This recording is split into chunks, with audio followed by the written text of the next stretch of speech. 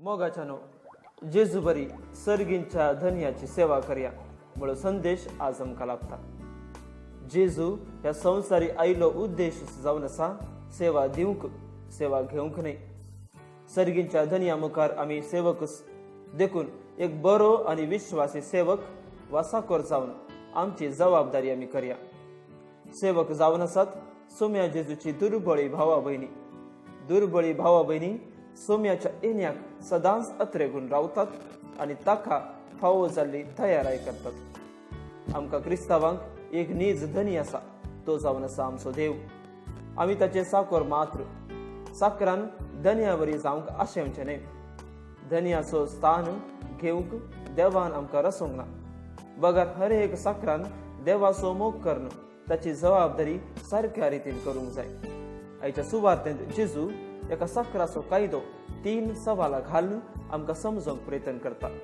ह्या संवसारी पैनांत आमी आसतना हर एका साकराक कश्ट दगदोनी आसतातच।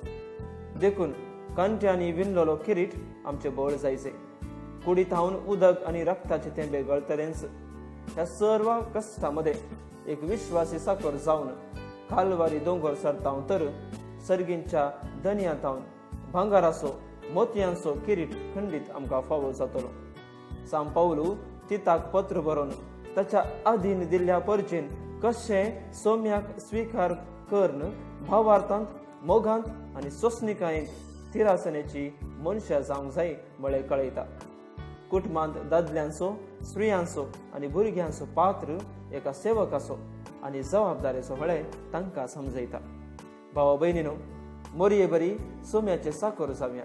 सांत पावलू बरी क्रिस्ताक मानून घेवन जेजूचे नीज पाटलावदारी जावया। कुटुंबांनी सेवकांचो सेवक जावया।